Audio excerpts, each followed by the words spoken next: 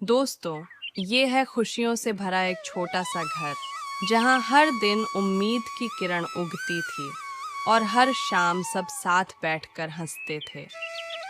लेकिन कुछ ही पलों में आसमान में एक ऐसी आंधी उठी जिसने इस परिवार की सारी खुशियों को खतरे में डाल दिया।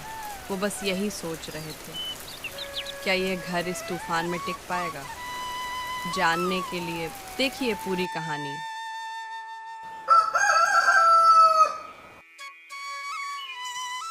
खुशहालपुर गांव में, जहां सूरज हर सुबह एक नई उम्मीद लेकर आता था, एक छोटा सा परिवार अपनी सादगी में खुश था।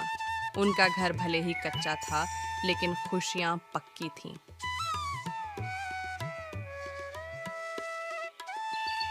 हाँ, ये थोड़ी सी मरम्मत हो जाए, फिर बारिश में कोई डर नहीं। बच्चों को छत से पानी टपकने की चिंता नहीं होगी।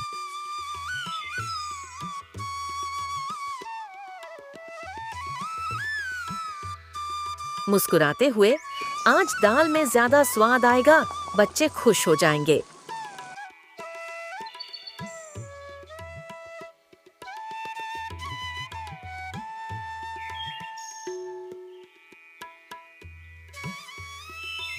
देखो पिंकी, ये मेरा घर है।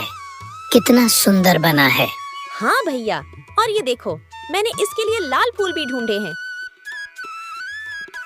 इस घर में दौलत की कमी थी, पर प्यार की कोई कमी नहीं थी। वे नहीं जानते थे कि आने वाली बारिश उनकी खुशियों की परीक्षा लेने वाली थी। लेकिन फिलहाल हर पल में उनकी खुशियाँ बस खिलखिला रही थीं।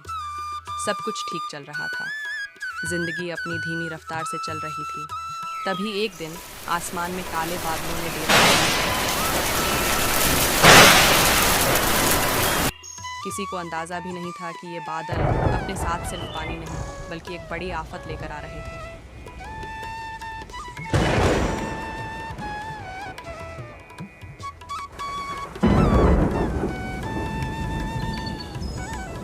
आज बादल कुछ ज्यादा ही काले लग रहे हैं जी, कहीं तेज बारिश न आ जाए। हाँ राधा, मुझे भी कुछ ठीक नहीं लग रहा। हवा भी तेज हो रही है। बच्चों को अंदर बुला लो। देखो पिंकी, बादल कितनी तेज दौड़ रहे हैं। मुझे डर लग रहा है भैया। गांव वालों ने सोचा था कि ये बस एक आम बारिश होगी, लेकिन उन्हें नहीं पता था कि प्रकृति ने उनके लिए कुछ और भी सोच रखा था। अब बस इंतजार था उस आंधी और तूफान के आने का, जो उनकी जिंदगी को उथल मचाने वाला था। बारिश शुरू हुई, पहले धीरे धीरे, फिर जोरदार, और उस गरीब के घर में एक एक करके हर चीज टूटने लगी। उनकी छत भी जैसे उनके दुख को देखकर रो रही थी।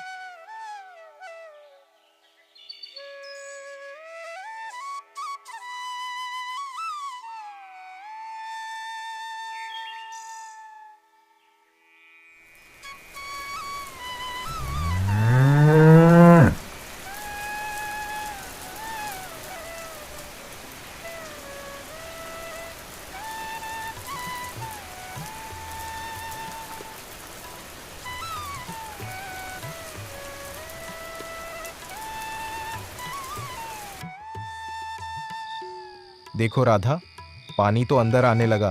बाल्टी लाओ जी, जल्दी। भैया, पानी आ रहा है। हमारा घर टूट जाएगा। माँ, मुझे डर लग रहा है। कितनी मरम्मत की थी, पर यह बारिश। जिस घर को उन्होंने अपने प्यार और मेहनत से बनाया था, वह अब उनकी आंखों के सामने ढह रहा था।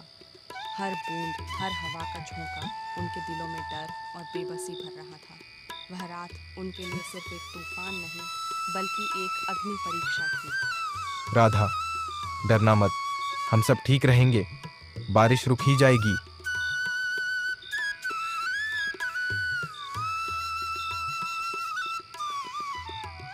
मुझे डर नहीं लग रहा जी, बस बच्चों की चिंता है।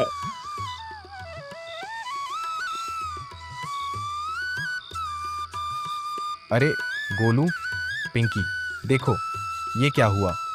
हमारा घर तो एक नदी बन गया है। हम यहाँ नाव चला सकते हैं। पूरी रात बारिश का कहर जारी रहा।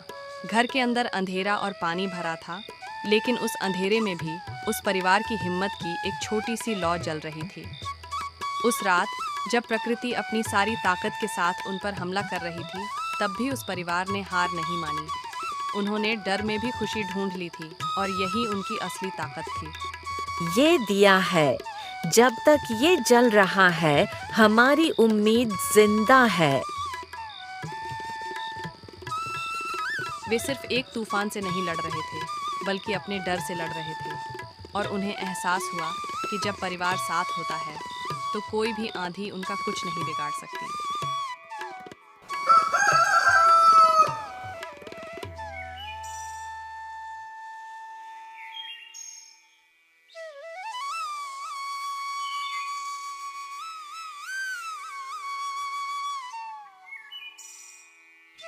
सुबह हुई, बारिश थम चुकी थी, लेकिन अपने पीछे बर्बादी का मंजर छोड़ गई थी। घर तो टूट गया था, पर उस टूटे हुए घर के बाहर एक नई उम्मीद और इंसानियत का सूरज उग रहा था।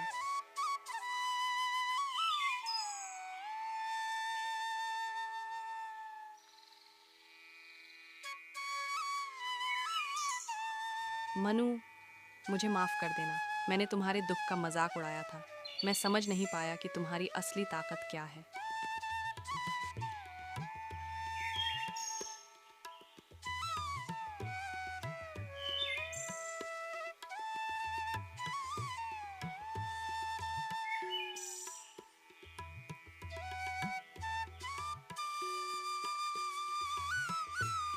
मनु भाई, हिम्मत रखो, हम सब तुम्हारे साथ हैं।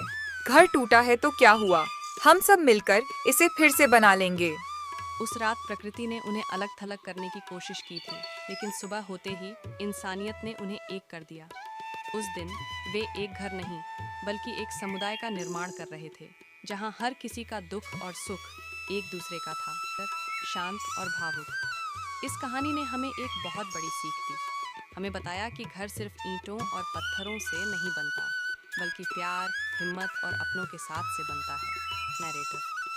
भले ही उस परिवार का कच्चा घर टूट गया, लेकिन उन लोगों के दिलों में जो अटूट रिश्ता बना, वो किसी भी तूफान से कहीं ज्यादा मजबूत था। उस दिन उन्होंने जान लिया कि दौलत से ज्यादा इंसानियत की दौलत कहीं ज्यादा कीमती होती है। सकारात्मक। तो दोस्तों, जब भी मुश्किल आए, याद रखना, सबसे बड़ा सहारा हमारा परिवार होता है और सबसे बड़ी ताकत हमारा प्यार। अपनी हर मुश्किल को अपनी हिम्मत बनाओ, क्योंकि यही असली घर है।